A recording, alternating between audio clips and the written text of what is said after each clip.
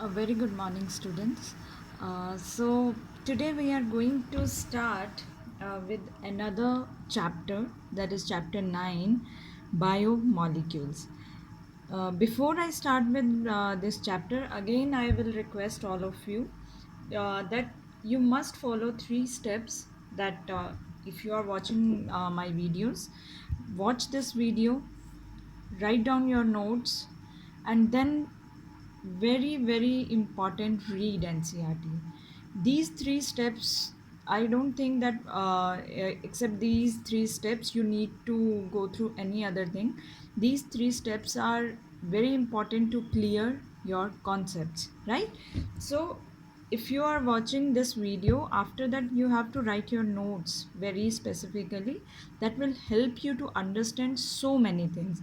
First just listen, then write notes, then read NCRT before you just pile up with the things. That will help you out, right? So let's start with our new chapter, that is biomolecules. Now what we are going to study in this chapter, as you can see that the name of this chapter is biomolecules.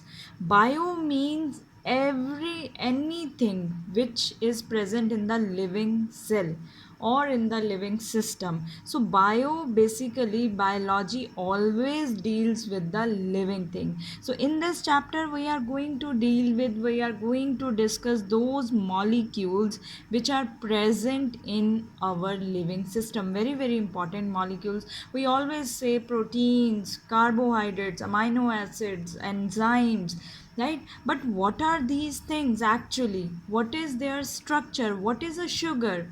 You, all of us know about the sugar. We always hear about these terms, but what is actually they are? What are they made up of? So all these molecules we are going to study in this chapter. So as I told you that molecules which are present in living system, that are called the biomolecules. Now what are molecules? Cells, they combine to make the molecule. So cells base is combined to make tissue, sorry, but cells, they have molecules, and those molecules, they perform different functions in a cell. All those molecules which are present in a cell, that is known as a pool, which is known as cellular pool. Why I'm calling it as a cellular pool? Because cells have molecules, and when you are studying molecules you are going to study a cell. So all molecules present in a cell that make a pool, that make a specific area which is known as the cellular pool. Now molecules, because we are talking about molecules, so they can be organic also, they can be inorganic. In organic molecules, there we have proteins, carbohydrates, fats, amino acids. Then inorganic, they are minerals, water. These are required by plants also as well as animal also, but these are inorganic ones. Though mostly those things which have carbon included, that are the organic in nature. As you study in organic chemistry also, all those compounds, all those molecules which have carbon specifically, so that are the organic molecules. Proteins, carbohydrates, these have carbon element, right? So to find organic molecules, now which are I all told you in the just starting that we have to study all these molecules in a cell. So to find that which organic molecules are present in a cell, following activity was performed. Like living tissue was taken, and this was grind in trichloroacetic acid, right? As is, this is acid, its formula is Cl3CCOOH, right? And then trichloroacetic acid, with this mixture we made a slurry. Slurry means it's like a filter. We are going to it's then when you something dissolve in like water, but here we are not using water, here we are using acid. So you just make the small pieces of tissue. Basically you break the membrane, you break the cells, right? And then all components were out in the this solution, that is the with the trichloroacetic, and you got a slurry. Then after this you will filter it, and we get two fractions, one which is filtered out after filtering, and other which is not filtered out, which was left on the top. So suppose you took a test tube.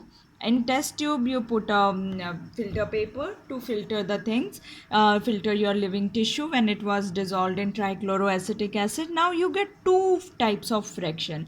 You used acid, so one fraction which was completely soluble in the acid, that comes out as a filtrate. It was completely soluble, and this is called acid soluble pool. That is your filtrate. Then there was another few things that were observed on the top of the filter paper. Now these were insoluble. It's like when the large particles, they are not able to solubilize, so that those molecules, those are called insoluble pool. In which they are insoluble? In acid they are insoluble. Now on this, how you can say that which are acid soluble, which are insoluble? So on the basis of the molecular formula, on the basis of basically their molecular weight, we categorize the biomolecules into two. Acid soluble pool, what will you find in acid soluble pool? Those molecules which have molecular weight 18 to 800 daltons. Dalton is the its unit, right? Its weight, molecular weight. So if those molecules which have molecular weight up to 800, in few books you will find 1000 also, right? So we can consider that 800 to 1000. So 18 to 1000 or 18 to 100 daltons, those molecules are known as biomicromolecules. Micro always means small. But there are another pool, there is another pool, that is acid insoluble pool. So those molecules which have molecular weight more than 10,000 daltons, they were observed in this insoluble pool. So those were known as biomacromolecules. Macro means large. So biomolecules, on the basis of their molecular weight, they are known, they are categorized into two. One is biomicromolecules and one is biomacromolecules. Now which were observed as a high in molecular weight? Proteins, nucleic acid. What are nucleic acid? Which are DNA, RNA, they are come in under the nucleic acids. Polysaccharides, polysaccharides is the multiple units of sugar. When now the terms I am using, multiple units of sugar. Sugar means glucose is a sugar. The very basic sugar you know is glucose. If I join 10 glucose molecules together, that form the polysaccharides, right? That we will discuss later. So then I wrote lipid here, but when you read books also, lipids are in present in the biomicromolecules. Now here is a catch. What you need to know: lipids have molecular weight 800 dalton. It means they should be written here, right?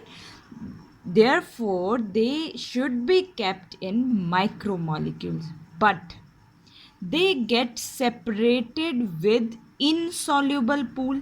And those which molecules you are writing in biomicromolecule? Those which were present in insoluble pool. So according to its molecular weight, we are going to kept it in biomicromolecules. Because how is this happening actually? When you grind the tissue, what is a living cell covered with? It is always covered with the membrane. Specifically, if you have to write, you can write plasma membrane, right? Lipids, that form proteins and lipids. We already done with this, that proteins and lipids, they are found in plasma membrane. Once you are now grinding it using pestle and mortar, these lipid molecules, they change into small vesicles. They will change into small vesicles, and these vesicles are insoluble in water. That is why they are found in insoluble pool. But because we are dividing these biomolecules into macro and micro on the basis of weight, that is why we will put the lipids in the micromolecules. I hope this line is very clear to you, that why we are have kept lipids in biomicromolecules, although they are observed in the insoluble pool, because of its molecular weight. So in biomicromolecules, we have lipids, we have amino acids, we have monosaccharides. Then monosaccharides, again, only one glucose unit, then only one glucose molecule, then it will be monosaccharides. Nucleotides, that we are going to discuss in this chapter also. So on the basis of molecule weight, we will keep lipid in biomicromolecules. So now, out of all these macro and micro, we are going to start first molecule, which is your carbohydrates. Carbohydrates, we very frequently, many times we use this term carbohydrates. If we need energy, we should eat carbohydrates, right? We should eat proteins, which are building blocks of life. So actually, what are these carbohydrates? Carbohydrates, they are made up of carbon, hydrogen, oxygen. They have three things, right? Three elements. They have carbon, hydrogen, and oxygen. The ratio in which these three are found, carbon 1:2:1. That is why their formula is CH2O, and that is why they are known as hydrates of carbon, right? Because the, if you look at its name, carbohydrates, so these are hydrates of carbon, right? So their general formula is CnH2nOn, because only three elements are we going to find, atoms, or you can say carbon atom, hydrogen, oxygen. So they have carbon N H2n. The ratio, it's according to same as the ratio, because they are found in ratio 1:2:1. So CnH2nOn, that is their general formula. Now these are also called saccharides. Saccharide is what? Saccharides means we are using, because monosaccharides, polysaccharides, disaccharides. Let's, in the next video, we are going to start with the detailed study of this monosaccharides.